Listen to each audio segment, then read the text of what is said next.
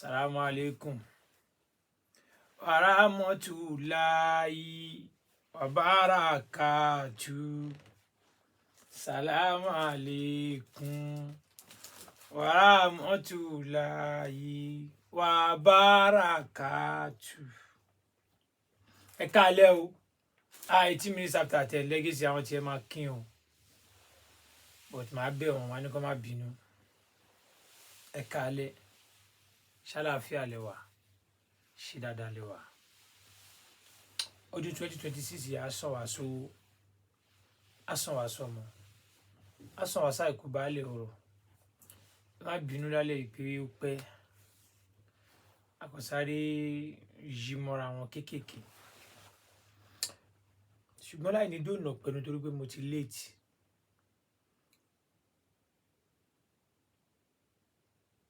Ó dáa kí èèyàn jẹ́ man of his word.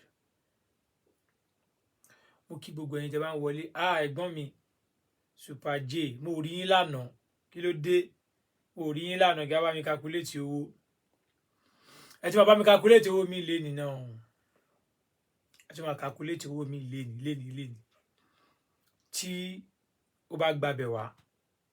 Because mo ti promise pé mi ní jẹ́ kó máa lò ju 1 hour lọ mọ́. So that kí game yìí lè máa lọ bẹ́ẹ̀ mi ní jẹ́ kó máa lò ju 1 hour lọ. So láì ní dóònà pẹ̀lú mo kí gbogbo yín. Kí gbogbo ẹ̀yin èèyàn pàtàkì. Ó dẹ̀ kí gbogbo ẹ̀yin tẹ́ ń follow program yìí wá. Ṣé rí tí a bá tí débi tá ń lọ a ní dúró. Èmi legacy tí ń bá dé débi tí mò ń lọ mi ò ní dúró. Mo kí gbogbo ẹ̀yin èèyàn pátápátá pé ẹ ṣé àti gbogbo ẹ̀yin tẹ́ bá ń wọlé bọ̀ wá. Ẹ ṣé. Anything tó bá ti pertain mọ́ N.U.R.T.W ibi ilẹ̀ ti lè gbóòótọ́ ọ̀rọ̀ Ọlọ́run. Ibi bá ilẹ̀ ti lè gbóòótọ́ ọ̀rọ̀. Now, àwọn kan sọ fún mi pé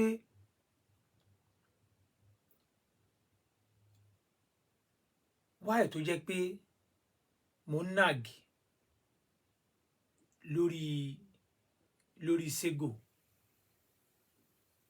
lórí ẹnu ń já wáyà. Pé why tó jẹ́ pé mo fi nag báyìí. Mo sọ fáwọn ẹni yẹn pé wọ́n ṣẹ̀ṣẹ̀ join ní issue yìí ni wọ́n mọ̀. Òun ló bẹ̀rẹ̀ ọ̀rọ̀ yìí. Òun ló bẹ̀rẹ̀ wàhálà yìí. The only question tí mo máa ń bira mi léèrè ni pé kí ló fẹ́? Sego kí ló fẹ́? That's it. Kí ló fẹ́ gangan? And moreover, ẹ̀rí mi ti máa ń join ní authority yẹn mọ́. Authority ẹ̀gbọ́n yẹn oníjẹkújẹ ni wọ́n. Wọ́n ń ṣe ẹ̀gbọ́n dáadáa. Ẹ jẹ́ kí n sáré fún yín ní example kékeré kan. Àwọn people yìí ti serve respect púpọ̀. Respect tí mo dẹ̀ fún wọn. Èèyàn kan ò lè lóyà séèyàn mẹ́ta pọ̀ o láyé. O máa ní oríṣiríṣi àwọn èèyàn. O máa lẹ́ni tó gbà fún. O máa lẹ́ni tó filẹ̀ fún. O máa lẹ́ni tó fún respect. Ọ̀tọ̀ ni respect. Ọ̀tọ̀ ni loyalty. Mo pledge loyal ẹ̀. Pé mo pledge loyalty mi. Mo loyal sí lágbádá báyìí.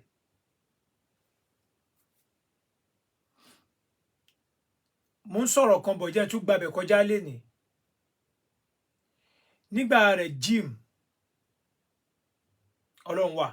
Alhaji Akanni Rafiu Ọlọ́run wà. What happened to Big London? Nothing happened to Big London. Mbo. Nígbà rẹ̀ Jim Ọlọ́run wà. Àwọn people tá ń sọ lénìí, àwọn ni wọ́n kóra wọn jọ. Wọ́n form squad. Àwọn lọ́lọ́run wà gbójúlé jù. Wọ́n gbọ́kànlé.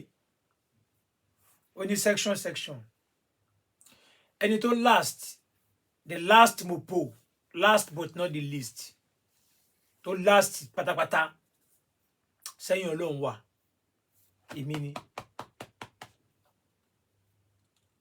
Gba tí mo tún ń lọ mo tún fi àwọn ọmọọṣẹ́ mi àwọn tèmi àwọn inú àwọn squad tèmi pé ó yá ẹ tún dúró pa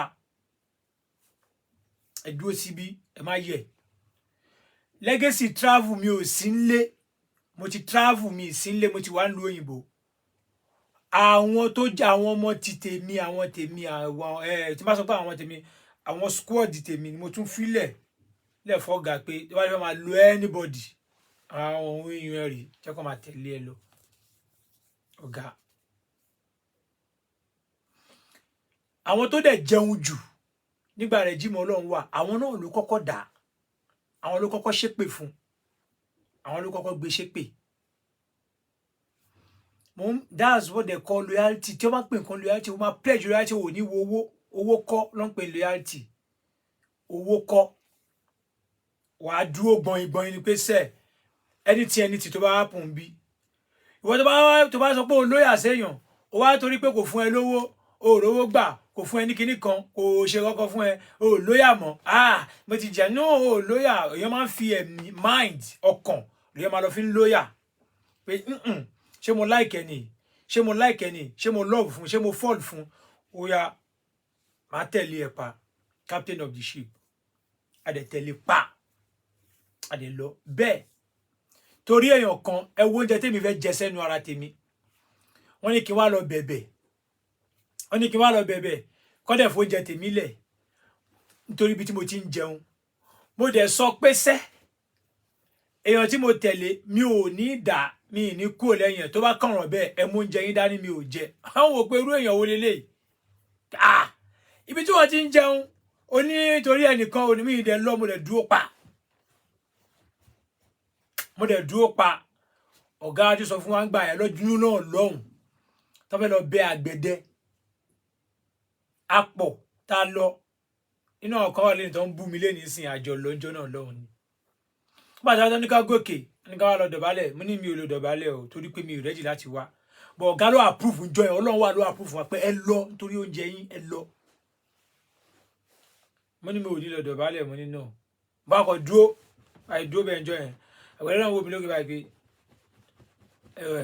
ẹ̀ ń dúró de Jésù máa tó dé but ẹ má jẹ́ ká lọ mo kàn yọ point jáde àgbẹ̀dẹ lò good 8 years kò sí pàápàá ó dẹ̀ ń dá jókòó lé ó dẹ̀ ń dá mọ̀ mi torí ẹ wá ní pé ọ̀gá ń ṣe kíní kan kò sẹ́ni tí ò kì í jókòó lórí nǹkan bọ̀ wá fi ọgbọ́n àti làákàyè ò ní jàjò owó lọ ọ̀tọ̀ ní kéèyàn ní làákàyè ọ̀tọ̀ ní kéèyàn gọ̀ tó bá ní làákàyè wàá lè zoom nǹkan from far distance wàá lè zoom nǹkan from far distance wàá rò pé tó bá di pé kínní àjọ ok Sego jẹ́ nìkan tó yẹ pé nítorí olú ọmọ ni mo pledge loyalty mi sí níjọ́ tí mo dẹ̀ ń lọ mo dágbére báyìí pé mo ń lọ bí báyìí mo sọ fọ́gà àwọn tó bá súnmọ́ ọ̀gá kan súnmọ́ wọn tó bá tún súnmọ́ ní mo ní I'm going to Olúọmọ and pledge my loyalty to him. Baba, I just need approval from you. Ọ̀gá mi mo ń lọ bí báyìí. Ẹ bí tó máa pay ẹ náà ni mo ní mo ti wo dára kí n tó máa lọ. Ibi tí mo dẹ̀ ń lọ ni. Níjọ́ tí mo dẹ̀ ti lọ tí mo ti dé tí mo ti dúró báyìí pé ibi báyìí ni mo wà mi shake mi dẹ̀ ní lọ àtijọ́ yẹn mi dẹ̀ ní shake ti entirely bó ṣe máa ń lọ nìyẹn. Mo lóyà sí Sego mo pledge loyalty mi sí nígbà tó yẹ pé àwọn mélòó la 40 battle àgbẹ̀dẹ màá kọ́kọ́ máa wà mẹ́rin before any other person Olúọmọ Sego Kúdẹ̀tì legacy tá n fire ogun yẹn nìyẹn tá a dé ń lọ pẹ̀lú àwọn kan náà tún try àtàwọn èèyàn tó ń jáde wá lọ́tún lọ́sì tàjọ ṣe torí pé àjòjì ọwọ́ kan ò gbẹ́rù dórí mo yin gbogbo àwọn náà àwọn torchlight mi anywhere tó yẹ pé ó balẹ̀ ajá balẹ̀ ìròyìn so àjọ mo lè dúpẹ́ lọ́wọ́ wọn òun lè ṣe rí pẹ̀lú mi mo lè bá wọn jà dénú tó pátápátá mo kàn máa ń lé mo kàn máa ń wò wá ẹ̀rọ wá rí pé nígbà tíjà yìí náà fẹ́ bẹ̀rẹ̀ Sego go too far gan kò rántí ìpìlẹ̀ṣẹ̀ kò rántí pé àjọ wa ní márùn-ún yàn dé egun wọ́n fẹ́ faṣọ Olúọmọ ya pátápátá wọ́n fẹ́ fa ya tán a lè dúró alọ́sọ́tún alọ́sọ́sí má jà jàdélẹ̀ padà gbogbo ilẹ̀ wa ń bí ẹlòmíà ní ẹ ti ń já ségò jù wọ́n ní padà má jà jù padà mò ń fi pé no má jà bára wa jà má jà expose ara wa má jà ṣègbà má jà ṣàwò but ìjà yẹn ń jà gan pé tá bá bẹ̀rẹ̀ jà máa gba bí iyọ̀ máa gbẹ̀yìn iyọ̀ máa gbájú máa gbẹ̀yìn yọ sí ẹ̀ ó máa mú ẹ lómi bọ̀ kò rí mà ní okay tó bá yẹ pé jà yẹn ló fẹ́ jà ṣàbọ̀kẹ́ gbàmí tí wọ́n ti fẹ́ jà wọ́n ní tí wọ́n ti fẹ́ jà wọ́n ní mà ní tí wọ́n ti fẹ́ wọ́n náà ọ̀yà màá tún ní ceasefire àwọn tèmi kọ̀ọ̀kan á tún dì mí lọ́wọ́ mi pé legacy no á tún ceasefire á tún dúró tí bá tún wá ceasefire á tún wá ní ta ló ní kó ní sọ ceasefire tó bá ń wù ẹ́ ceasefire tó bá ń wù ẹ́ má ceasefire gbogbo ẹ̀ wà ń bí má jà lọ tó bá lọ jà wá gan jáde sí àwọn àjọ àṣẹ kíní kan àdẹjọ wà ní àbọ̀ṣígbà dẹ́ntsẹ̀ mo come across fídíò kan léni mo come across fídíò ṣé mi upload ẹ̀ síbi fucking nari jẹ́ kí n lọ mú wá ń bọ̀ fucking nari ń bọ̀ ẹ má bínú mo fẹ́ lọ mú fídíò kan wá fún yín màá mú fídíò yẹn wá fún yín irọ́ náà ok mo fẹ́ lọ mú bi tí ok jẹ́ kí n máa bọ́rọ̀ lọ mo fẹ́ mú fídíò kan wá tẹ́lẹ̀ ní bọ̀tì fẹ́ mú fídíò kan wá ní ẹ má wọrí àjọ wa ní but kò rántí ó dúró oúnjẹ tóun fẹ́ jẹ yẹn kóun faṣọ anybody ya mo ń bọ̀ lápá bẹ́ẹ̀ jẹ́ ń sáré padà wá mo ti kí ẹ lánàá happy birthday Mr. Istijaba jẹ́ ń padà wá bá ilé ní padà pé òpùrọ́ ni ẹ olùdẹ̀ ni ẹ wá gbọ́n bí lára àwọn olóńgbà owó bíi àníṣe màá expose ẹ to the fullest àwọn òun làwọn eléyìí àwọn ọmọọṣẹ́ ta ni wọ́n àwọn ọmọọṣẹ́ ta ni àwọn tó ń wò yìí àwọn tẹ́ ń wò lórí bí yìí ṣẹ́rí àwọn owó tírélà ni o mò ń bọ̀ á ṣàlàyé fún yín ayé yín dáadáa ayé yín àwọn èèyàn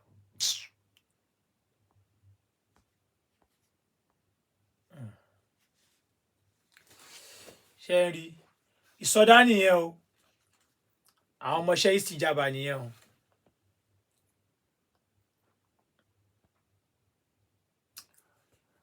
àwọn ọmọọṣẹ́ Istijaba ni o ó ti kú mò ń bọ̀ mo fẹ́ máa mú wálé ẹ̀kan fídíò da bọ̀bọ̀ yìí mò ń bọ̀ ok padà Istijaba ló ń gbowó tírélà àwọn ọmọọṣẹ́ Istijaba ni o lórí ibẹ̀ yẹn nìkan níbi tó ti ń gbowó ṣẹmọye tó ń gba deliver àwọn eléyìí wọ́n deliver 970,000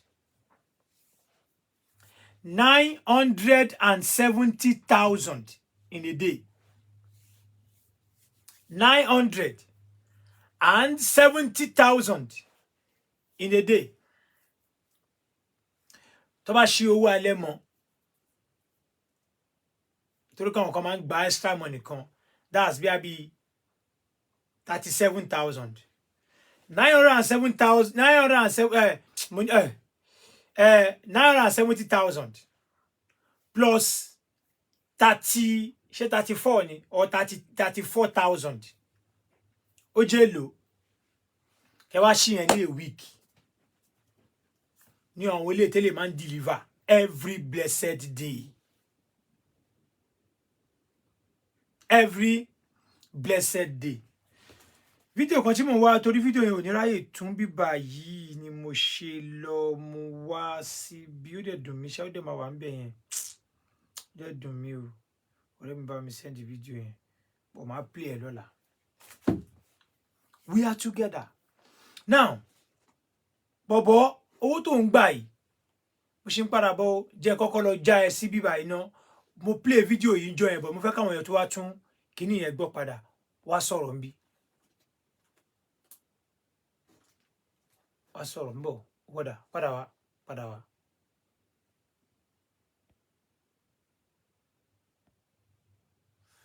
tó bá sọ̀rọ̀ pa MC Olúọmọ N.U.R.T.W just 2018 kọ́lọ́ bá mi ṣàforíjì fọ́rẹ́ mi tó kú jẹ́jẹ́ is the one tó sọ pé kí n wá lọ ká lọ sọ́dọ̀ MC mo ní kí ló kàn mí pẹ̀lú MC Olúọmọ don't have any issue tó náà ní nǹkan mi. máa bọ̀ kí ló tí ò wá síbi kí ló tí kíní yóò wá síbi máa bọ̀ ń bì má sọ̀rọ̀ ní kọ́nà sọ̀rọ̀ ń bí àwọn èèyàn fẹ́ gbọ́ ẹ sọ̀rọ̀ ń bí fẹ́ kọ́ àwọn èèyàn gbọ́ ẹ dáadáa ni ó yá sọ̀rọ̀. tó bá sọ̀rọ̀ pa MC Olúọmọ N.U.R.T.W just 2018 kọ́lọ́ bá mi ṣàforíjì fọ́rẹ́ mi tó kú jẹ́jẹ́ is the one tó sọ pé kí n wá lọ ká lọ sọ́dọ̀ MC mo ní kí ló kàn mí pẹ̀lú MC Olúọmọ don't have any issue tó náà ní nǹkan mi olúwa jẹ́ star shower lẹ́yìn àga àgbẹ̀dẹ mo nígbà ẹran kọ́ what's my business with that àwọn onírọ̀ ogun já lọ dẹ̀ òyìnbó ṣe máa ń ṣe iná ẹ̀ mo ní okay let's go I went there mo tẹ̀lé lọ mo tẹ̀ wà convince níjọ́ tí mo débẹ̀ mo bá rí àwọn àfa tó ń kó àwọn ọmọ MC Olúọmọ kí òun náà tó jókòó wọn pé á mùsùlùmí lẹ́ni yìí ni náà yọ̀dọ̀ máa ń sọ aburú pa ẹ̀ ó yá dúró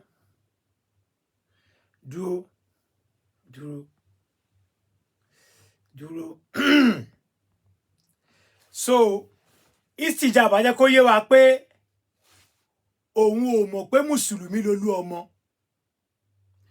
àwọn èèyàn dẹ̀ máa ń sọ aburú nípa ẹ̀ ṣe ni kọ́kọ́ kọ̀ǹfàmù yẹn fún yín ó ní òun àwọn dẹ̀ ó ẹ̀ṣẹ̀ mọ MC Olúọmọ ní 2018 lòun ṣẹ̀ṣẹ̀ ẹ bá mi mú pọ́ìntì dání o lòun ṣẹ̀ṣẹ̀ mọ Olúọmọ àwọn èèyàn dẹ̀ máa ń sọ aburú nípa ẹ̀ ó yá continue mo fẹ́ kẹjọ àwọn pọ́ìntì kan mú bíbá ẹ má bínú.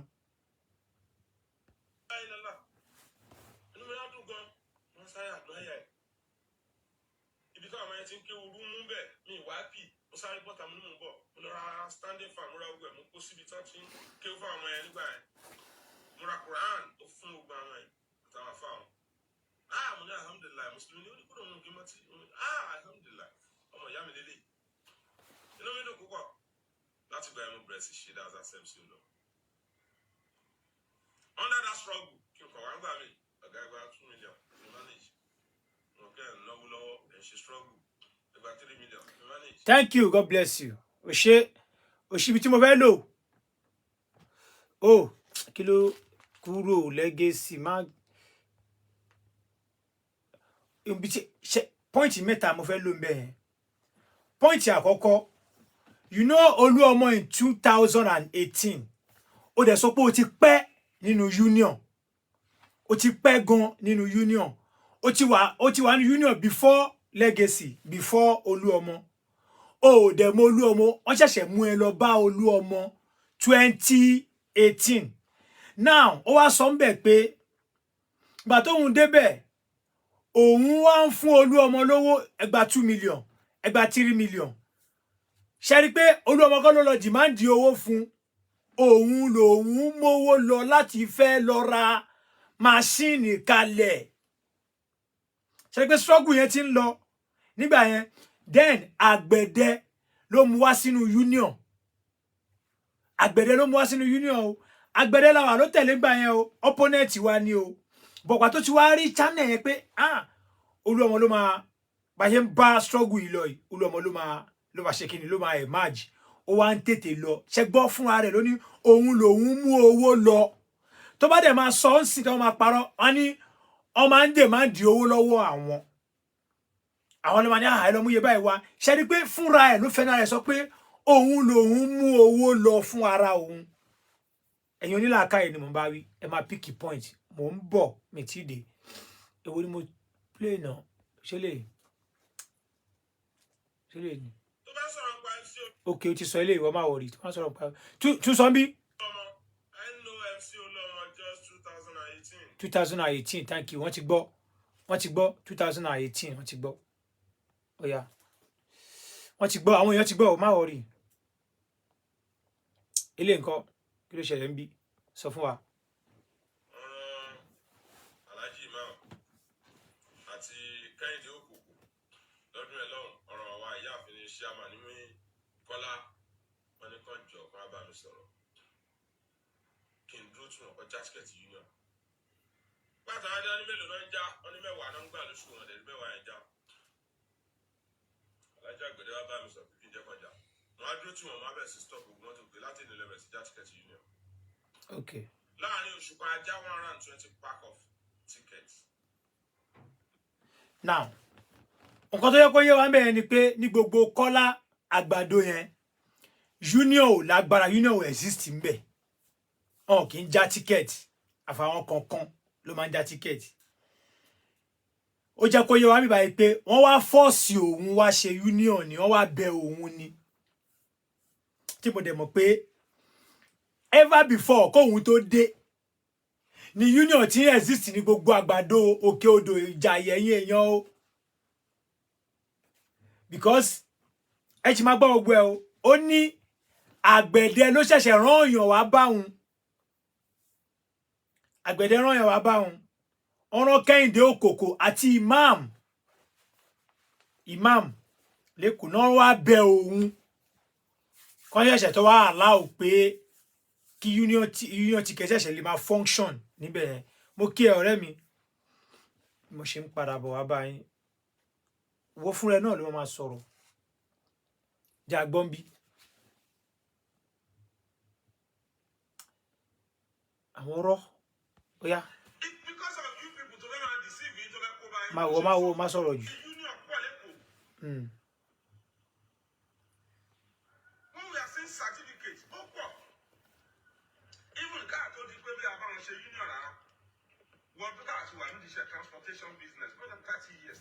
More than 30 years. Tún sọ padà. Hold on. Ẹ̀yin èèyàn mo rò pé ẹ gbọ́. Ó ní more than 30 years. More than 30 years lòun ti exist nínú iṣẹ́ National Union. More than 30 years.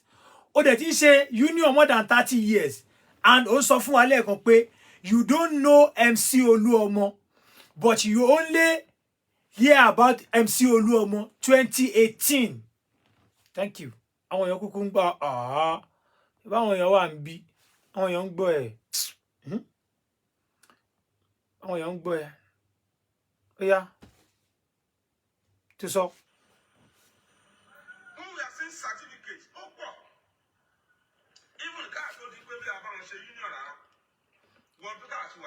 Transportation business more than 30 years now. I've been in Awon Association. I've been in Awon Commercial Driver Association. I've been self-employed. Gbogbo ẹgbẹ́ ìgbà yẹn wọ́n sọ pé kí ni kò ṣe wọ́n scrap wọn náà nínú national ìnáwó ní Awon Association. Hold on. Àníwọ̀sẹ́ ló máa jára ẹ̀ more than 30 years ló ti wà ní transportation má bọ̀ ń bí. Ṣàlàyé fún wa ń bí ṣàlàyé. That's why I'm trying to correct that aspect. We are not under TUC. We are under NSC, Nigeria Labour Congress. This judgment and even the approval is under TUC. Mr. Legacy Aja France, Omo Arokese, careful. Don't cross problem in the state. Àwa ò ń ṣẹgbẹ́ yín. I've cleared for you. Èmi ti wà ní iṣẹ́ transport ń sìn ilẹ̀ tásí o. My age is very small. Mi ti pé 50 o, mo wo 50 lọ́gán ni Ọlọ́run jẹ́ ká ṣe bí. Hold on.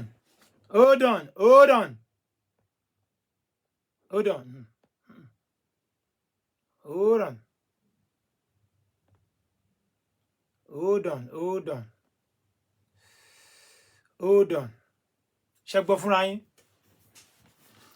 Ó ní òun ti wà nínú iṣẹ́ transportation over 30 years, more than 30 years. Now, ó tún wá tún sọ fún wa sin again pé ìwọ kéré gan nínú iṣẹ́ union o tí 50 ó ṣẹ̀ṣẹ̀ ń wo 50 lọ́ọ̀kan ni. Ọ̀kan ló sì wo sọ pé ó ti súnmọ́ o tí súnmọ́ 50 o ń wo 50 lọ́ọ̀kan. Then how old are you? Ìwọ tó tí pé 50 ṣẹ̀ṣẹ̀ ń 40, early 40. Ìwọ tó wà early 40 ó dẹ̀ ti wá transportation tó ti ń run transportation business for over 30 years. Ọmọdún mélòó ni ẹ ń gbà ẹ́? Bóyá ìwọ dẹ̀ ló sọ pé ọmọ àtàpàtà dìde ní ẹ̀hàn lówó nílùú ìlú yín ló ti ka primary school, secondary school ló wá kà lẹ́kọ̀ọ́. Ọdún wo gan ló wá dẹ́kọ̀ọ́? Ìwọ boy. Ó sọ fún wọn wọ́n fẹ́ gbọ́. Tún sọ. People are hearing you. They are listening. And to correct that aspect, we are not under TUC. Careful. Don't cross problem in the state. Awon I've cleared for you. One share transport my age is very small. Me 50 I'm very young. I'm very small. But I've passed through many things in this life. We are very poor.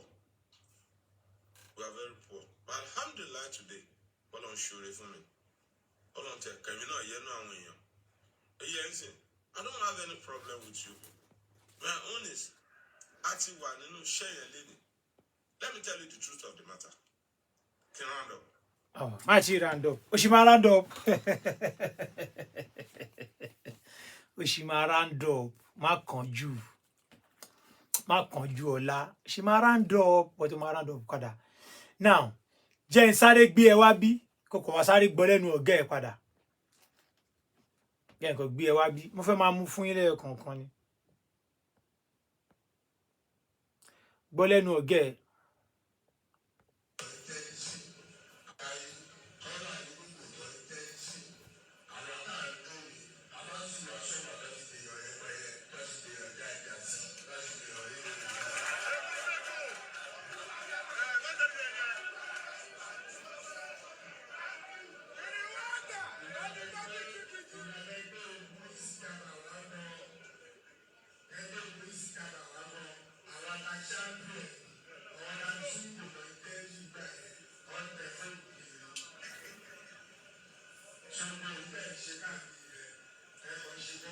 Hold on.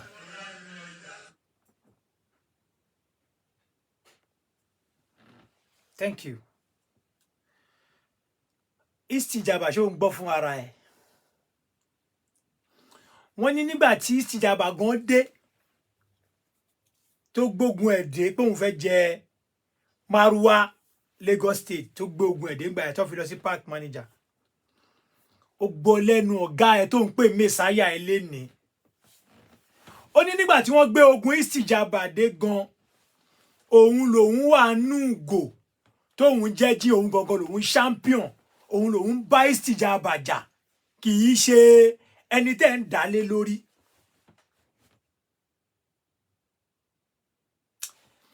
Ká má tí wàá sọ pé lẹ́nu tiẹ̀ lọ́hùn o pé ó ti dèèyàn yẹpẹrẹ ọ̀gá ẹ̀ dèèyàn yẹpẹrẹ. Ṣàtìrí mo bá fẹ́ kéèyàn máa mú àwọn point àwọn ọ̀rọ̀ jáde nínú ọ̀rọ̀. Ẹ máa bá mú point jáde. Ó ń try láti máa yẹ̀yẹ́ ọ̀gá ẹ̀ ẹni tẹ́jọ wà. Ó dáa ká sọ pé ọ̀gá ẹ̀ ló jẹ́ lénìí. Ká sọ pé ọ̀rẹ́ ni ọ̀rẹ́ ẹ̀ tẹ́jọ wà. Tẹ́jọ jẹ tẹ́jọ mú. Tẹ́jọ ló gba tiẹ̀ tó dẹ̀ wà okay. Ẹjọ́ ń travel ni. Nígbà tiẹ̀ wá gbọ́ Olúọmọ plus Sego plus Kudeti. Àwọn mẹ́tẹ̀ẹ̀ta ni orúkọ wọn ń ring. Lẹ́ ń gbọ́ orúkọ wọn ló ń ring dáadáa. Why? Tó fi wá dàsìkò gba tiẹ̀. Tó di àsìkò gba tiẹ̀. Tí wọ́n wá sọ di igbá àkólẹ̀. Ṣó yẹ kó lọ bẹ́ẹ̀? Nǹkan tó máa ń sú mi ni pé àwọn ọ̀dẹ̀ ẹran àwọn ewúrẹ́ tó wá wà nínú state council yẹn àwọn ewúrẹ́ yẹn náà mo máa ṣe kíni wọ́n máa pè é inú ọmọdé wọn máa sá kórí ẹ̀ máa wú ọmọ máa sá ẹ rí pé inú sáré àyẹn náà ń dùn ẹ tún gbọ́ padà mo ń bọ̀ jẹ́ tún gbọ́ pé jẹ́ tún gbé padà wá wọ́n máa sá inú ẹ̀ máa dùn wọ́n máa sá inú ẹ̀ máa dùn mo ń bọ̀. Yeah.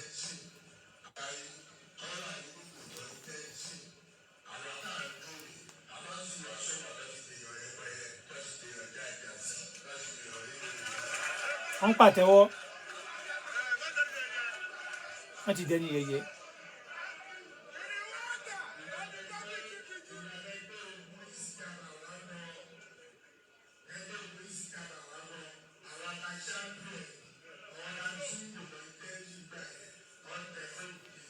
Thank you.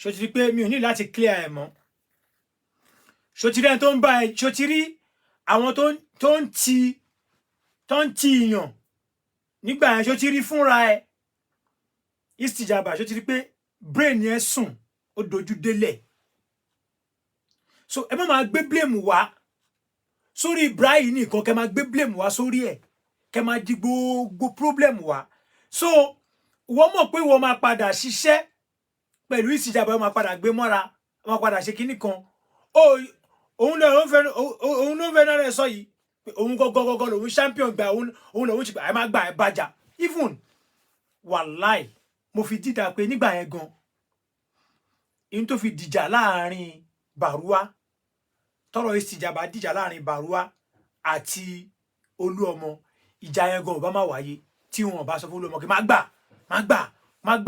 má jà lọ ní má bàjá kò sí nǹkan Olúọmọ kò ṣe pé Olúọmọ ò lè jà ó lè má lè wò pé ọ̀gá mi ni má jẹ́ kí n bàjá but ó confirm ẹ̀ fún wa pé ẹ̀yin gangan lẹ wà nínú ìgò tẹ́ ń jẹ́ jìn ẹ̀yin gangan lẹ ń ti gbogbo nǹkan yẹn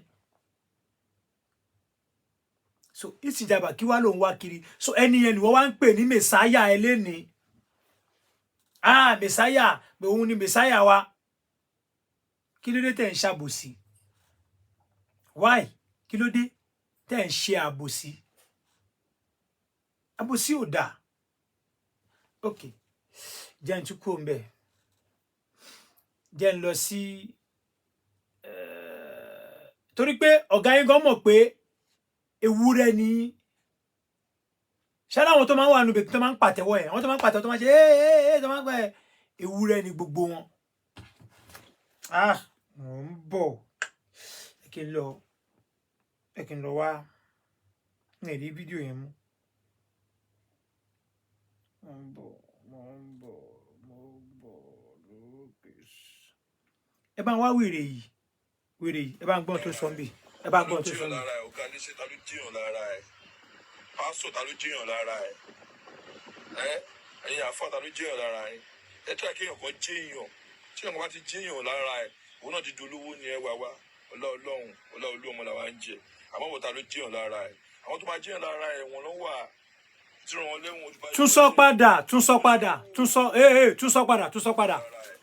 ta ló jíyàn lára ẹ̀ ọ̀gá ní ṣe ta ló jíyàn lára ẹ̀ pásítọ̀ ta ló jíyàn lára ẹ̀ ẹ̀yin àfọ́ ta ló jíyàn lára ẹ̀ ẹ tí a kéèyàn kan jíyàn tí èèyàn bá ti jíyàn lára ẹ̀ òun náà ti dolówó ni ẹ wá ọlọ́ọ̀lọ́hún Olúọmọ làwa ń jẹ àmọ́ wọ́n ta ló jíyàn lára ẹ̀ àwọn tó máa jíyàn lára ẹ̀ wọ́n ló wà tí wọ́n léwọ̀n ojú bá yẹ wọ́n jẹ́ òun ṣe olóyè burúkú nìyẹn ṣàkíyàn jíyàn lára ẹ̀. kódà lẹ́yìn ìgan mo sẹ́ǹdì ẹ̀ sí torí Martin òkè sá sọ̀rọ̀ òkè sí ń bá mi jà pé Legacy mo sẹ́ǹdì fídíò yìí sínú kéèsì lẹ́nìí mo ní wo sáríà mo sẹ́ǹdì ẹ̀ sínú kéèsì lẹ́nìí mo ní wo sáríà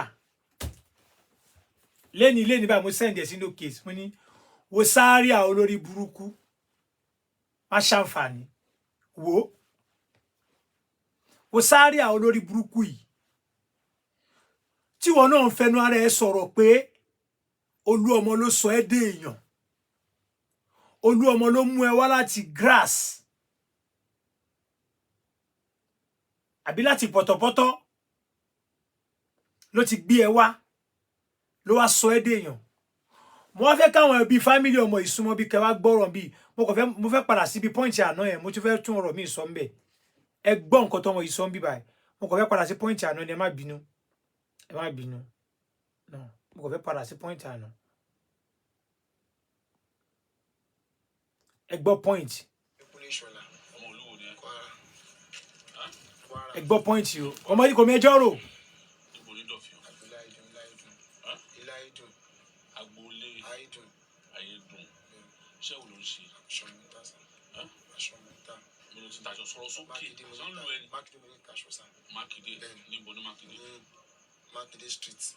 Makinde Street. Shop yẹn ní nọ́mbà ni. Number 32 mo ti sọ tẹ́lẹ̀. Number 32. Kí ló ṣẹlẹ̀ ní ọjọ́ Tuesday? Yes. Ọjọ́ Tuesday, ọlọ́gbà gáàjì Zaria. Tàbí gbàgádì Zaria. MC Musiliu. Ọlọ́gbà gáàjì Zaria lọ reporting station. Ọgbà Zaria jẹ padà fún. Ìwé kọ́mi jubilate kọ́ ti gba kíní tán. Àlàyé wa jáde. Pàtí tèmi wá lọ, mo ti mí ti ọ̀rẹ́ mi yẹn. Wọ́n gbà mo lọ sí àdúgbò kan gbà. Àlàyé kan gbàdá yìí, wọn sì ń tèmi fi kún Zaria. Wọn sì ń tèmi fi débi àwájọ débi ẹ̀ padà. Ó sì bàtà àgbà kan jókòó àwọn ṣe fàájì. Wọ́n gbà àwọn dé ní ẹrù lọ́wọ́ pé àmọ́ onírù jẹ́ ẹ̀wò ló fi yọ̀bọ̀n yẹn fún mi. Ìwọ́n gbà ẹ máa bọ̀ wá pé kò sí pọ̀pá wà níbà. Àwọn tàbí ló pọ̀ wá bọ̀ wá. Mo wọ̀n ẹsẹ̀ olú tó ń bọ̀ àwọn ẹsẹ̀ olú ọmọ tó ń bọ̀ wọ́n ń bọ̀ nígbà máa bọ̀ kò sí kọ̀ọ̀kan. Ọ̀dà ìsìn. Nígbà tó wá display tán. Ọjọ́ Tuesday àti egoyin omi. Nígbà tó display tán. Níbo ló fi bọ́ yẹn sí? Ní mo fẹ́ ní ẹ padà. Mo fẹ́ ní fata ẹ padà. Mi wá lọ ilé oní ọ̀bà tiẹ̀ lọ. Ìgbà tó máa dijọ́ Thursday, àlàyé wa rí kí ní social media. Zaria bàbá ó wá rí social media. Ó wá bá mi ní pé ìwé pósùrù yá dìrì tẹ̀. Ibi tí mo ti ń dìrì tẹ̀ bàtà mi ti ń gbọ̀n lọ́wọ́ mi ti lọ tẹ̀ send. Ó ti ń bàtí arábìdì pàtàkì ayé máa padà rí kí ní pé ó ti wà lórí social media. Tèmi náà máa gbọ́ bó ṣe wà social media ìjọ Friday mo kọ̀ kún lé nídàájí. Pàtàkì ayé máa pẹ́ ń bọ̀ àwọn àlẹ́gbẹ́dá. Máa bọ̀ ní oṣù tí parí náà ìpàrà aṣọ́ọ̀dì. Wá ìbọn tó máa dàbí tọ́ ìgàn ni because wá nǹkan tó máa dàbí tọ́ ìgàn. Wá nǹkan tó máa dàbí tọ́ ìgàn because ta ló sọ pé Zaria ló sọ pé wá nǹkan tó máa dàbí tọ́ ìgàn. Ta ló sọ pé kó wá mọ́ tó Zaria sọ pé kó wá tọ́ ìgàn tó Zaria ló kí n wá nǹkan tó máa dàbí tọ́ ìgàn. Tó máa dàbí tọ́ ìgàn tó máa dàbí ìbọn tẹ́. Tó máa dàbí ìbọn tọ́ ìgàn pé kí n wá pé kó máa dàbí orí fásì. Ṣé ó ní pé kó lọ wá tọ́ ìgàn tó jọ ìbọn yẹn? Wọ́n ní kí n wá tọ́ ìgàn tó máa dàbí ìbọn yẹn because àwọn pọ́nà wọn mi ṣẹ́ o. Ìbọn tí ó máa dàbí tọ́ ìbọn tó fi display jọ yẹn ṣé tọ́ ìgàn ni àbí ìbọn onírin? Ìbọn onírin ìbọn tọ́ ìgàn sà. Ìbọn ìgàn. Ìbọn onírin. Kí lorúkọ ẹni tí onípé wá gbẹ̀mọ̀ yẹn fún ẹ? Fatai. Níbo ló ti báwo ló ṣe mọ Fatai yẹn? Òun lọ sí ìdásíkè mọ́nà bọ́dá dé àjọ gbin náà lòun gbá fáwọn ògbìn gbé dáwọ́ jù. But àbí lọ́gà ìsọ yìí ó ti pẹ́ tí mo ti rí. Now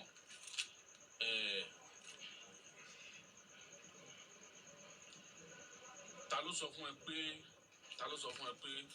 tó bá ti dọ́dọ̀ ọlọ́pàá ó sọ pé tọ́ ìgàn ló lò pé kò ń ṣe ìbọn onírin? Bàtí aláyé náà ló sọ pé Zaria ló sọ pé kí ni? Pé tí bá dé bí ẹ sọ pé ìtọ́ ìbọn tí mo post délé yìí o pé kò ń ṣe ìbọn tó bá lè pa ẹ̀mọ ìwọlé máa lọ fèsì ẹ̀fọ́ àpọ̀jẹ̀ ìpàdé máa lọ bí kí máa lọ sí Aképẹ̀lú station. Ṣé òun ló sọ pé kó lọ ra tọ́ ìgàn? Bẹ́ẹ̀ ni sà pé bẹ́ẹ̀ ni sà. Òun ló dẹ̀ tún sọ pé tó bá ti dọ́dọ̀ ọlọ́pàá pé kó já lọ sọ́dọ̀ ọlọ́pàá. Òun ló mú lọ sọ́dọ̀ ọlọ́pàá. Pé tó bá ti dọ́dọ̀ ọlọ́pàá kó sọ pé tọ́ ìgàn. Ọlọ́pàá yẹn dẹ̀ rí tọ́ ìgàn ọdẹ rí bí. Nígbà tó sọ pé kó lọ ra tọ́ ìgàn tó ra tọ́ ìgàn ṣé wàá fi wọn kó tó ra tọ́ ìgàn? Bẹ́ẹ̀ ni sà. Ó wá fi wọn. Bẹ́ẹ̀ ni. Ó wá ní kó já lọ sí ọ̀dọ̀ ọlọ́pàá. Ó wá ní lọ sí station. Àtàdé station náà tàdé sọ adé Aképẹ̀lú tí mo kọ́ tó mẹ́rin kọ̀ wọ́n ní pé àwọn sọ fún ọlọ́pàá yẹn pé kọ́ jọjọ náà pé kọ́ mú lọ sí pàǹtì náà. Bí kò mú lọ tí bá dé pàǹtì náà pé kọ́ ṣe fi mí lẹ̀ síbẹ̀. Pé orí mi tó pé pé ìkọ́ tí orí mi tó pé yẹn á pé kọ́ ṣe fi mí lẹ̀ síbẹ̀. Kó o máa ṣe kí ni? Ọkọ̀ pọ̀ máa yọjú sí mi. Ọdẹ ṣe fi mí lẹ̀ Friday síbẹ̀. Òun ló dẹ̀ sọ fún wọn pé tó bá tún dé pàǹtì náà kó sọ fún wọn pé tọ́ ìgàn. Ìgbà tí mo dé mọ̀lẹ́ fún ẹ pé tọ́ ìgàn náà mi fi hàn.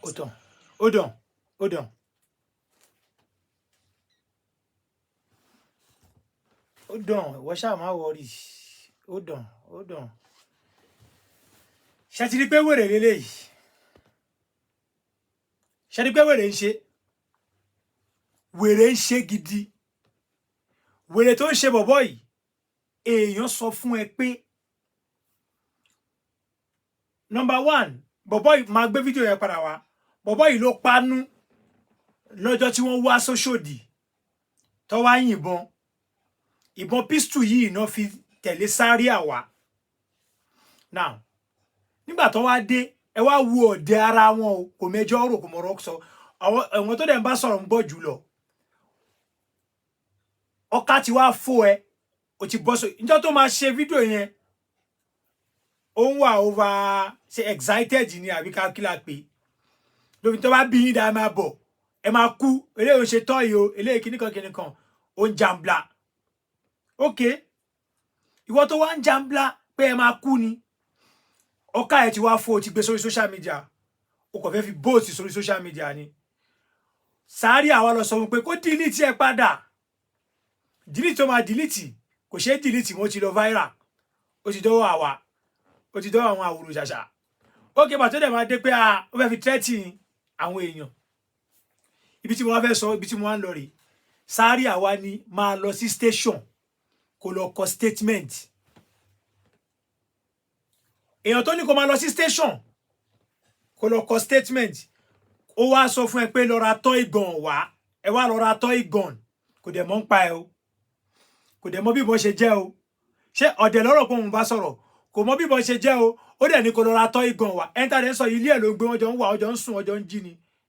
So ó wá lọ ra toy gun wá láti mú lọ sí station lọ́dọ̀ àwọn Akínpẹ̀lú, but ọ̀rọ̀ yẹn ti kọjá ọ̀rọ̀ tán lè mú dání ní Òṣòdì ń bẹ̀ mọ́. Ó wá di pé ó dẹ̀ máa lọ sí nǹkan tó ṣẹlẹ̀ ní pé Zaria gangan ló wà pẹ̀lú gbogbo ọjọ́ wà ń jọ yẹn ni. Zaria ló fẹ́ ní kó lọ produce báwo ni ìbọn yẹn ṣe jẹ́. Ó wá yọrọ ẹ̀ kú ó ti ọbọ̀ yìí sí, ó ní ìwọ máa lọ sí pàǹtí lọ kọ station lọ kọ statement, orí ẹ̀ tí ò pé yẹn orí ẹ̀ máa pé. Ìwọ máa lọ sí pàǹtí ó dẹ̀ ti gbàgbé pé ìbọn yìí lọmọdé fi tẹ̀lé ẹ wá tẹjọ wá fi sáré ń bọ̀ ṣolóògbọ́n ni.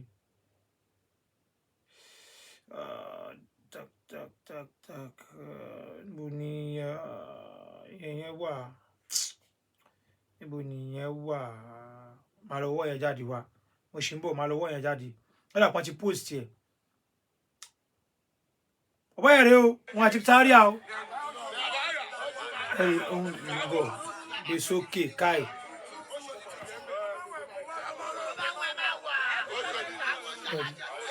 Ṣé rí òun àti Zaria? Ṣé rí òun àti Zaria? Òun àti Zaria nìyẹn o, but Zaria yìí wá deny yẹn. Ìmí ìṣúṣì wa o, mo tún yìí máa play yẹn náà fún yín o, máa play lórí briskin bí báyìí ń bọ̀. Lórí briskin lórí kí n ti wá play lè. Ẹ kí n wá play lórí big screen.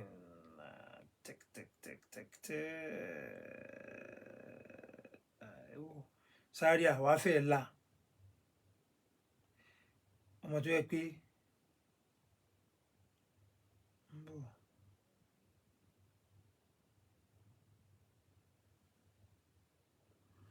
ìbọn tó yẹ pé níbi mo máa gbé kíní kílé tí ò wá sórí kíní bíbá ń bọ̀ ó dà pé ibi tí mo lọ lé ni ṣe máa mélèé wa òun ṣì ré o òun ṣì ré o ó ti mélèé bọ̀ fún yín o. The gun you were displaying on the 31st of August, July rather, 2024. How come about the gun? It's not me that have the gun, it's my friend that have it. What is your friend name? Fatai. Fatai. How does Fatai give you the gun? Because everybody has celebrated that their boss are collecting carriage back. Our celebrate our boss that collecting carriage back in Zagaza. Collecting carriage back. Who's your boss? Zaria. What do you name? Zaria, Gani. Collected what? Collected in garage bag, in garage. His garage? From who? From Olomo. That's fighting with Olomo. Okay. Is that why you were displaying pistol? Barata pistol? Threatening to kill Olomo and his boys? No, because that night I'm drunk. Is that? I'm drunk, you are jubilate, I'm drunk that night. Okay, you were drunk? And then you are jubilate. Okay. That you have gained your garage bag yes. from MC Olomo. Yes. Now, how do we get Fatai? when it's outside, when I see it, I'll let you know, sir. He said? When I don't know actually place you are staying now. Okay. Where was Fatai living? That you know his house he was living in when you know him? And Safari Ogun that time. Safari Ogun. Close to your street in Yeah, Daudu. Where is he now living now? I don't know actually place you are living. I believe I saw him. On the 26th of Look this thing. November last year, 2023, what happened? On 23, Bumi called me Okay. that he's seen the husband that he had told me is a blind Husband. The husband. Do you know the husband? Now, I don't know. That's the first time I see Sherry, another one today, you.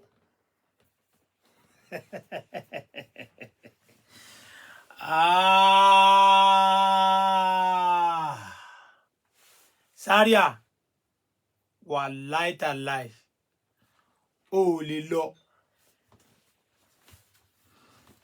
lọ, Saria, bàbá olófò ńlá gidi ni ẹ. Ó ń ṣe caretaker àwọn ọmọdé yìí tó tẹ̀lé ẹ tó fi rúgbó tó kò bọ̀ tẹ̀lé ẹ lẹ́yìn láti lọ sóṣòdì. Ẹ̀yin tẹ́ ń tẹ̀lé Zaria lẹ́ni orí yín ò pé. Gbogbo tẹ́ ń tẹ̀lé Zaria yẹn orí yín ò pé. Jẹ́ kọ́kọ́ yanjú lé má jẹ́ tí part 2 lélẹ̀ má jẹ́ kí tí mo lè wá.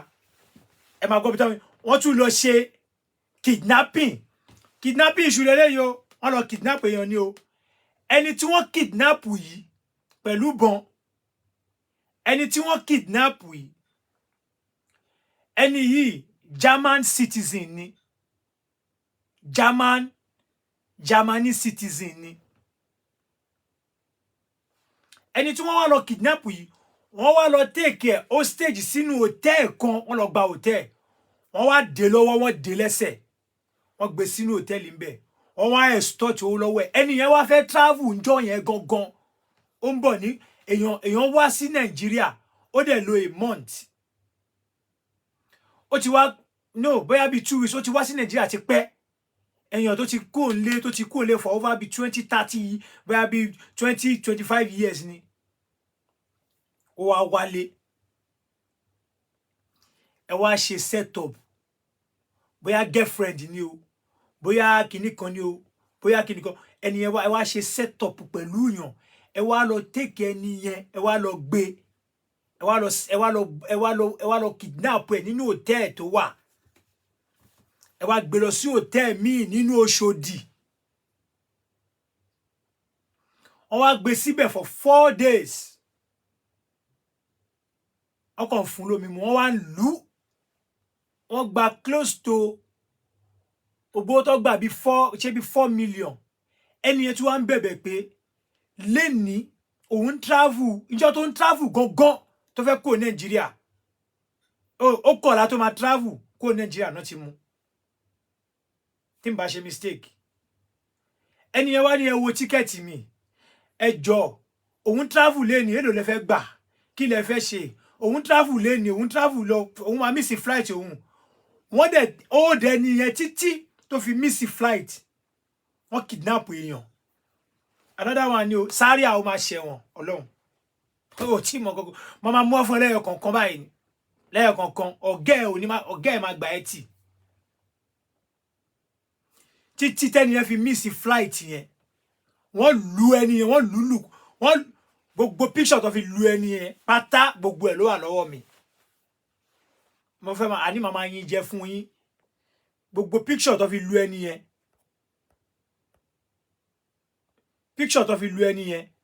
gbogbo ẹ̀ wà lọ́wọ́ mi so ó wá ní kí ló yẹ tẹ́ fi lọ kidnap èèyàn yìí ẹ sì máa gbọ́ dáadáa máa bá yín gbé wá síbí ní sùúrù. What is Inca Fix, aka Ogun? Were they there when this offense was committed? Both of you went there. Okay. What were you doing there?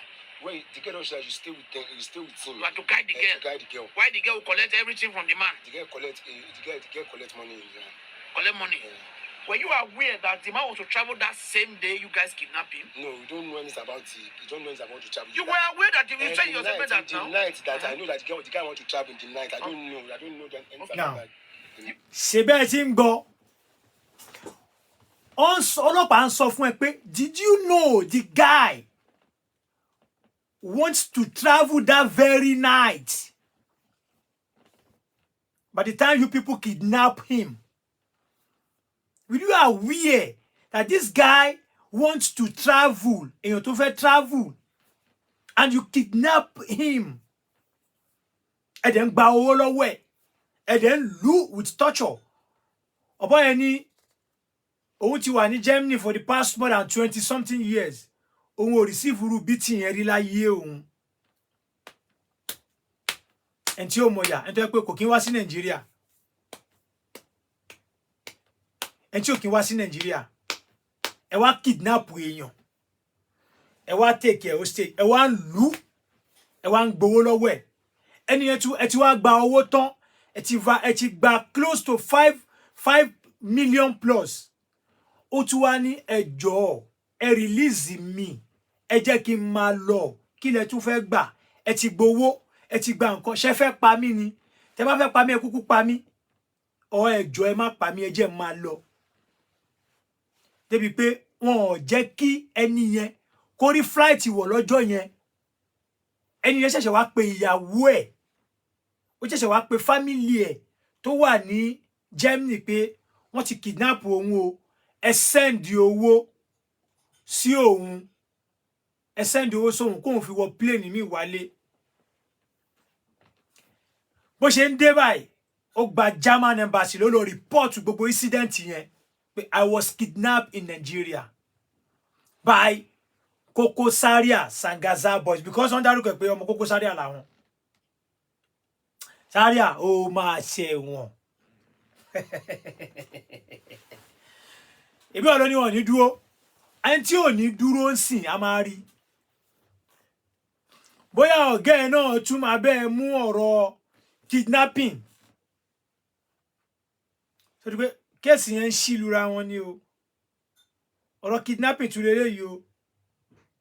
The same guy, which you Zaria were aware. Sọ̀rọ̀ tán. Ṣé bó sọ pé oyọ̀dẹ ni? No, má jẹ́ tí gbélé wa. Ó dàn, padà wá. Ṣé bí wọ́n rèé? Ó ṣàríwo, àwọn ní music tẹ bá bẹ́ ìyá yín. Ilé òṣà ó lè ṣe ìbọn tẹ́gbẹ́ ìyá ẹ máa kú. Ó ṣàrí. Ó ṣàríwo, àwọn ní music tẹ bá bẹ́ ìyá yín. Ilé òṣà ó lè ṣe ìbọn tẹ́gbẹ́ ìyá ẹ máa kú. Ó ṣàrí. Okay. Ṣọ́n ti wá ń kú báyìí. Okay. Owó ti wà lọ́wọ́ ọlọ́pàá ń sìn ká tí wọ́n tó fẹ́ kú báyìí lọ́wọ́ ọlọ́pàá o.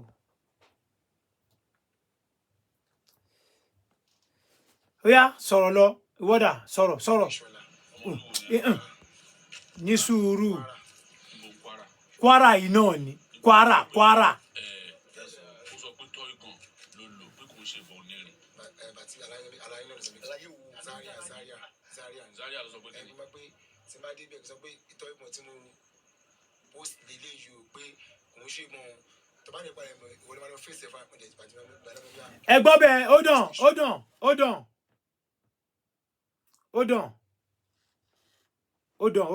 àwọn èèyàn ń gbọ́.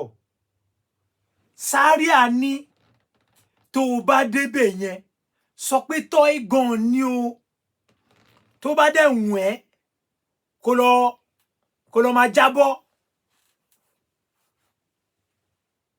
That means pé orí ẹ tí ò pé yẹn orí ẹ máa pé. Má lọ dárúkọ mi ò sì máa lọ ná. Ìwọ sì máa lọ. That means pé ìwọ máa lọ yọ èmi kúrò. Má tiẹ̀ sọ pé bóyá ìbọn yẹn ò fi tẹ̀lé mi. Má sọ pé ìbọn yẹn àjọ ń wà pẹ̀lú ẹ̀. Ìwọ wà so that later èmi máa wá béèlì ìwọ. Èmi máa wá jà fún ìwọ, èmi ni máa wá béèlì ìwọ bí a consequence yẹn sórí ara tiẹ̀.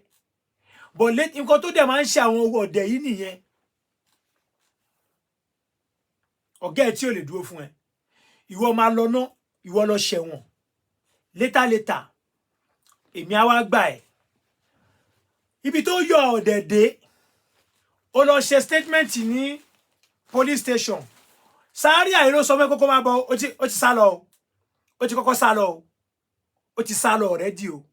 Ẹni tó ti sá lọ, ìwọ tó ti sá kúrò ńlù tó ti sá lọ tó ti sáré jìnnà Zaria wá ní máa bọ̀ torí pé tí bá rí ọmọ yìí Zaria lọ máa mú torí pé ilé Zaria ló ń wà Zaria wá pè padà pé má bọ̀ má wọrí èmi ni máa dúró fún ẹ kò sí nǹkan kan okay ó ti wá dé nìyẹn ó ti wá ní kó máa gbé ẹ lọ pàǹtí kò tẹ̀lé ẹ o ó ní kó máa gbé ẹ lọ pàǹtí wọ́n wá gbé ẹ lọ pàǹtí ó wá dé pàǹtí wọ́n sọ pé orí ẹ tí ò pé orí ẹ máa pé ń bẹ̀ ṣe orí ẹ tí wá ń pé nínú prison yard sìn ever since tó ti wá wà ní prison yard tó ti lọ face DPP advice sọ pé Zaria has case to answer because ó wà nínú ọ̀rọ̀ yẹn láti ìgbà tí DPP ti ń jáde ní ọ̀gá ẹ̀ Sego ti mú Zaria káàkiri ó ti lọ nọsẹ̀ lé lórí pé Zaria o kìíní kan pé kí because wọ́n sì ń fi Zaria bá Olú ọmọ jà lóṣòdì pé kí Zaria wọ́n fi Zaria bá Olú ọmọ jà so tí Zaria bá ní problem tó bá gbé lọ sí tí Zaria bá ní problem àwọn Òṣòdì máa rò pé àwọn ti win ní Sego so Sego wá ní tó bá kan last card òun máa ná lé orí Zaria òun ò ní jẹ́ kọ́lọ́pàá mú Zaria that is why wọ́n ṣe ń move lórí ọ̀rọ̀ Zaria wọ́n ti wá ní pé nígbà tó wọ́n move lórí ọ̀rọ̀ Zaria ṣé bẹ́ẹ̀ dẹ̀ lọ move lórí ọ̀rọ̀ ọmọ ọlọ́mọ náà but wọ́n wá fẹ́ ọmọ yìí lẹ̀ ń bẹ̀ owó oúnjẹ wọn ò mú lọ owó anything wọn ò mú lọ àwọn fámìlì ọmọ yìí tún wá lọ bá Zaria ó lé wọn òun dẹ̀ ló ń jà fún so gbogbo ẹni tẹ́ ń tẹ̀lé Zaria ń sìn yẹn orí yín ti dàrú orí yín tí ò pé yẹn ohun tó máa ṣe fẹ́yìn náà nìyẹn orí yín tí ò pé òun dẹ̀ ló sọ pé àwọn kan wọn ò ní dúró àbí ó yá bá ń gbọ́ ẹ tútù bọ́ lẹ́nu ọmọdé kí ló wí bí yá sọ àwọn èèyàn fẹ́ gbọ́ sọ wọ́dà sọ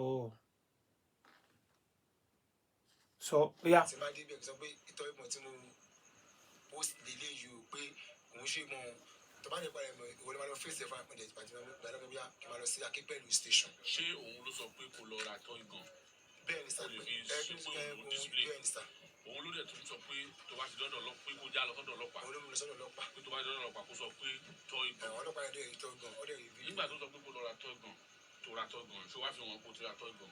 bẹ́ẹ̀ ni sà. ó wá fi wọn. bẹ́ẹ̀ ni. ó wá ní kó já lọ sí ọ̀dọ̀ ọlọ́pàá. ó wá ní kó lọ sí station bàtà dé station náà tàbí sọ adé Akínpẹ̀lú tí mo kọ́ tó mẹ́rin kọ́ wọn ní pé àwọn sọ fún ọlọ́pàá pé kọ́ jọjọ náà pé kọ́ mú lọ sí pàǹtì náà pé kọ́ mú lọ tí bá dé pàǹtì náà pé kọ́ ṣì fi mí lẹ̀ síbẹ̀ pé orí mi tó pé ìkọ́ tí orí mi tó pé yẹn á pé kọ́ ṣì fi mí lẹ̀ síbẹ̀. Zaria wọn yá. ọmọ àjọjú sí mi ọdẹ fi mí lẹ̀ àjọ Friday síbẹ̀. òun ló dẹ̀ sọ fún wọn pé tó bá tún dé pàǹtí náà kó sọ fún wọn pé tọ́ ìgàn. ìgbà tí mo dé mọ̀lẹ́ fún ẹ pé tọ́ ìgàn náà ló fi hàn sá. ṣé tọ́ ìgàn ni wọ́n wá lò ń jọ yẹn. oye tọ́ ìgàn sá oye tọ́ ìgàn mo lò sá. kò ń ṣe tọ́ ìgàn. bẹ́ẹ̀ sá. bára ẹ fẹ́ gẹ̀ẹ́tì okay píṣù tó lójú ẹ bára ẹ fẹ́ gẹ̀ẹ́tì píṣù yẹn. ọlọ́yẹ kí máa contact mi ọ̀dọ́ bàbá mi yẹn ni kí mi náà kí n find out tẹ́ni yẹn gbé.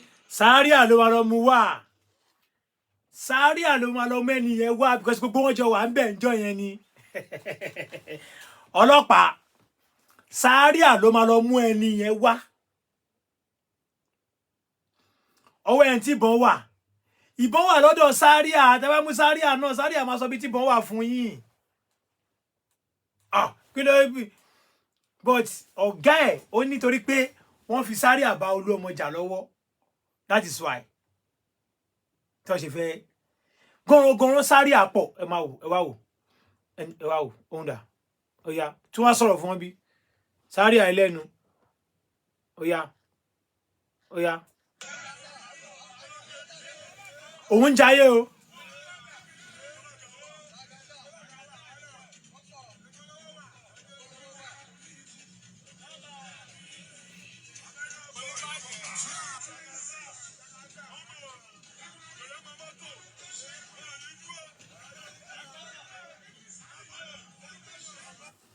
ó ṣe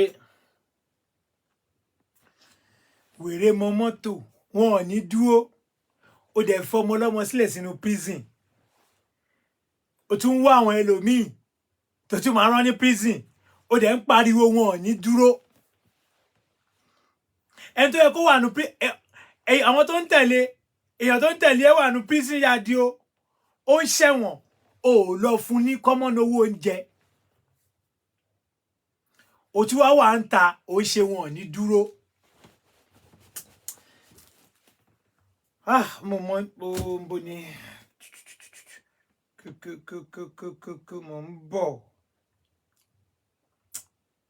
mo ń bọ̀ eléyìí kọ́ owó táwọn yìí ti dé ibo ni mo ju kíní yẹn sí náà ibẹ̀ rí mo ṣe máa lọ gbé wá ṣé ẹ rí ẹ máa rí wọn bó ṣe máa gbé wá sí briskin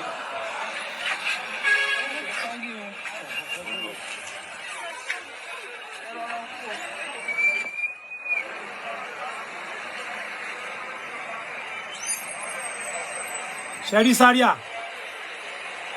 àti bọ̀bọ́ yẹn padà mú láti gbé kíní padà wá padà báyìí padà to play ẹ wo dáadáa o ẹ wo sáríà on black sáríà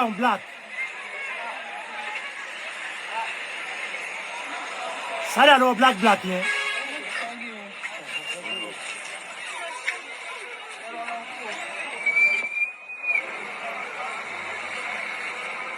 ṣe ti rí bọ̀bọ́ yẹn ok ṣe ẹ̀ rí dáadáa ṣá mo ní láti ṣe kíní dáadáa ok àwọn tún lè ń bí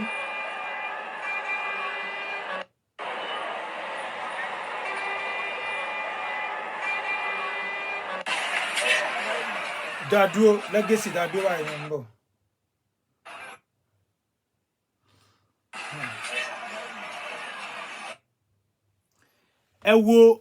ẹ wo sáríà ṣé kíní mú láti gbé kíní padà wá ṣẹ́rí sáríà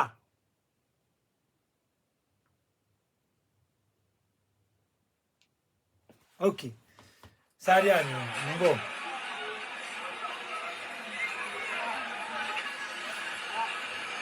mo fẹ́ mú footage bọ̀bọ́ yẹn gangan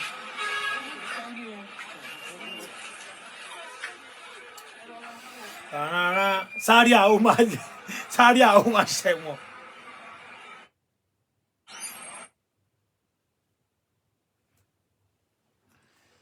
ẹ kọ́kọ́ wo number 1 ẹni tó mú pistol yẹn dání ń bí ẹni tó bá ti dá mọ̀ wà rẹ̀ tó mú nǹkan yẹn dání òun gangan rèé ń bì òun ló wọ blue yẹn òun lè this guy gangan ó panu ni tó bá sọ pé èèyàn panu ṣẹ́mọ̀ èèyàn panu ó panu ni so méjì ni wọ́n kò ń ṣe ẹ̀kan òkáyì jáfi fútéjì àwọn èèyàn mo ń bọ̀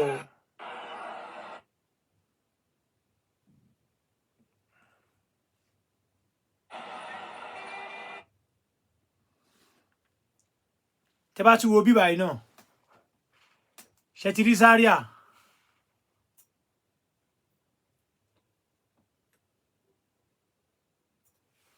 mo ní láti gbé kíní ìwà dáadáa kẹrí jẹ́ ń tẹ́ play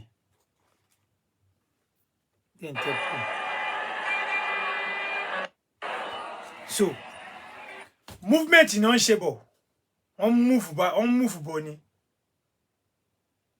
so sáríà kirikiri àwọn èèyàn ti ń bá a kọ́ ibà sáríà kirikiri yá wàá ṣeré ìwọ ríran bọ̀bọ́ yẹn tó wà ní prison ó panu ó lo pistol yẹn wá sáríà wà ń bẹ̀ wọ́n jọ wà ń bẹ̀ ni now bọ̀bọ́ yẹn ti wá wo problem ń sìn sáríà wá dá fóun nìkan lẹ̀ sínú prison ìwọ wá ń wà ń patí òun jó òun lọ patí òun jó òun ṣe gbogbo fàájì tí mo fẹ́ máa mú lẹ́gọ̀ mi tí mo ti kidnapper wá. You go yawwen. Zaria, you go yawwen. Oh, cool. Kúrò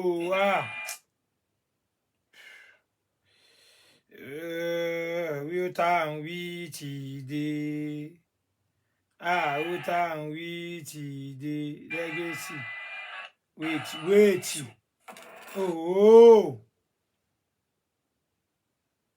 Ó tá ń wí ti dé. Èyí.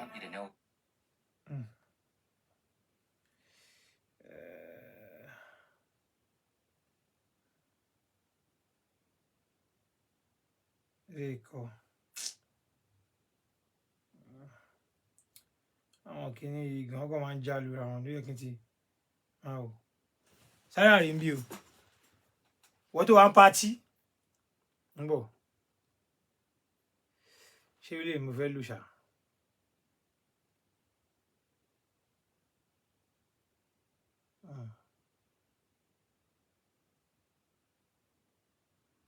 Wọ́n dẹ̀ wà ní pátí. Ò ń gbádùn. At least in a day, ẹ jẹ́ ká ṣe báyìí. Zaria only in a week. Zaria wà níbi tó ti ń ṣiṣẹ́ tó ti ń rí close to 4-5 million in a week. I'm telling you. Gbogbo owó tó ń rí kò lè ní kankan láti fi support family ọmọ yẹn. Ọmọ yẹn ní bóyá mi mọ̀ bóyá níyàwó lọ́mọ o. Mi mọ̀ o. I don't know. Mi mọ̀ bóyá ó níyàwó lọ́mọ bẹ̀ tó ní family. Ọmọ Kwara ni o. Ọmọ Kwara kan náà ni wọ́n mi bú ọmọ Kwara o. Mi bú ọmọ Kwara o. Mi ò ta sọmọ Kwara o. Mi ta sọmọ Kwara o. So kẹ́ má rò bóyá mo ń bú Kwara o. Mo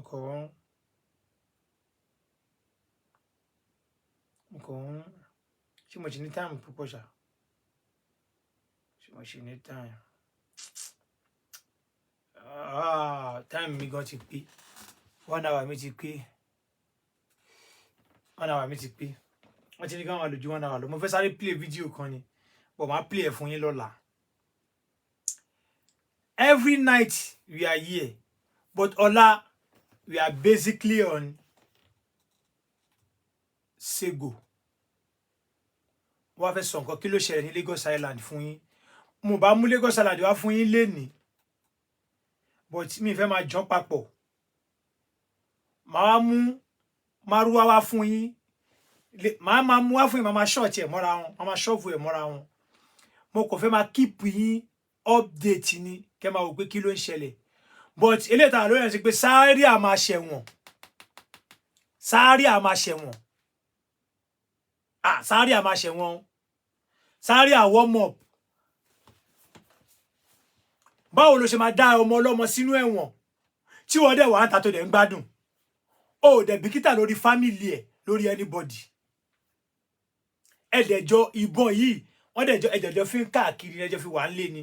Ẹni inú ilé ẹ̀ ló ń sùn, inú ilé ẹ̀ ló ń jí kò lọ bí iṣẹ́ kò lọ bí kankan. Àbí ṣó fẹ́ dìnnà yẹn ni. Ẹ pọ̀ ń bẹ gbogbo yín tẹjọ wẹ́ pọ̀. Jẹ́ n play ẹ̀ last kí n tó máa lọ.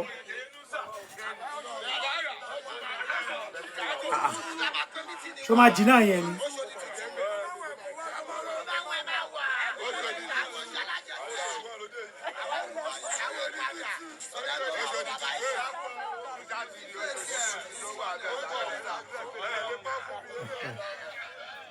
Lè pa fún ẹ. Ó yá, I'm proud of ẹ. I'm proud of àwọn èèyàn ẹ. Lè pa wọ́n fún ẹ. Zaria, pack your load.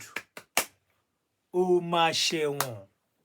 We are still on the matter. Koko Zaria. Koko Zaria must be arrested.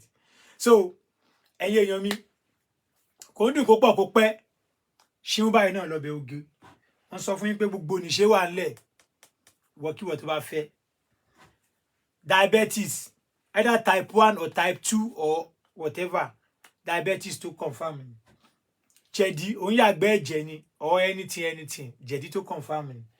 Jẹ̀dí olóyún wà, ìdánbàmú wà. High blood pressure náà wà ńlẹ̀. so lágbára Ọlọ́run á ṣọ́ wa ju ọ̀la lọ mi ì fẹ́ mọrú where is this.